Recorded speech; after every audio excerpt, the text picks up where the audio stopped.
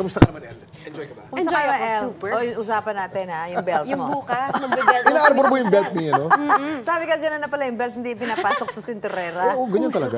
Abay, di, at least ngayon nalaman ko, buti na lang dito si El. El, kung di mo nalalaman, si Susan, ang hirap patawanin yan. Oh. Naku. Oo, mahirap Talaga? patawanin yan. Parang kakatawa lang ni Miss Susan. Di ba? Ay, ikaw ba, El? Madali ka bang mapatawa? Paano ka ba napapatawa? Pero dali din patawanin nito eh. Madali lang. Oo. Kikilitiin lang ako. Kikilitiin lang to eh. Oh. Tapos na.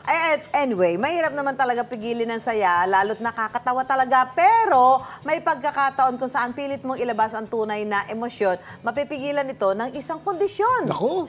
Yan ang kwentong inalam ni Nico Wahe.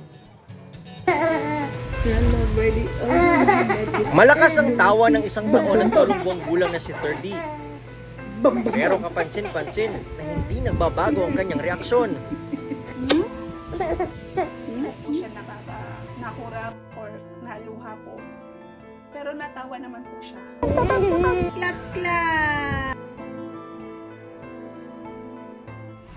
Maingat daw sa pagbubuntis si Irene sa kanyang pangatlong anak, kaya hindi niya raw inaasahan na magkakaroon ng mataas na lagnat. 5 buwan po yung tiyan ko. Nagkasakit po ako ng sobrang taas po. Umabot po ng 40 degrees. Hindi po ako pwedeng uminom ng mga gamot kasi buntis nga po. Tapos nung gumaling na po ako, bumaba po yung timbang ko ng 10 kilo po. Basta inisip ko healthy siya.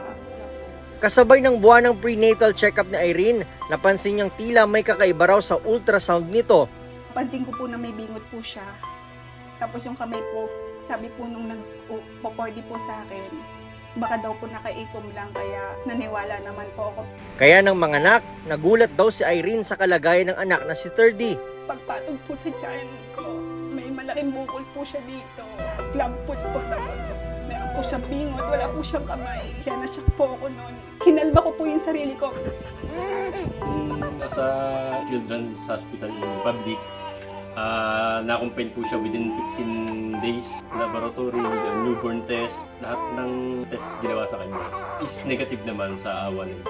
Talagang pang physical appearance lang talaga siya. Ayon sa neurologist na si Dr. Levin Ace Danganan, may rare congenital condition na Moebius syndrome si 30.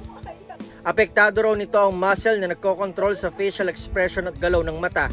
Dapat alam mo na isa sa 500,000 pasyenteng napapanganak ay may Moebius syndrome.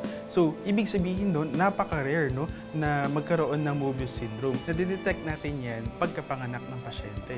This is accompanied by facial weakness. Yung face ng bata or ng baby is hindi siya makapag-facial expression, hindi siya makapag-ngiti, hindi siya makaiyak, accompanied by different abnormalities as well. So, pwede tayong magkakaroon ng limb abnormalities. Pwedeng maging club foot siya. Incomplete yung development ng dalawang kamay ng isang baby.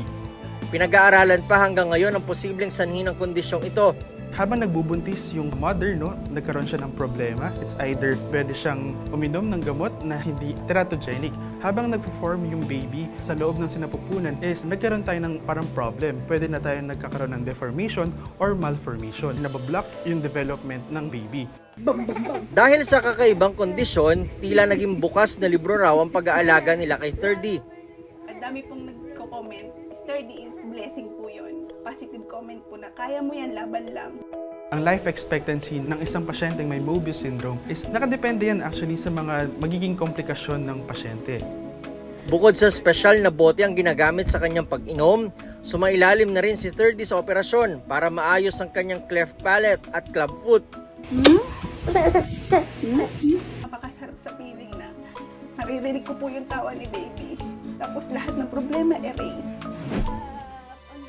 Kahit hindi raw nila masisilayan ang matamis ng ngiti ni 30, walang kapares naman daw ang kanyang halakhak. Isang patunay na sa kabila ng kanyang kondisyon, masaya siya sa pag-aalaga at pagmamahal ng kanyang mga magulang. Ako si Nico Wahe at yan ang kwentong dapat alam mo.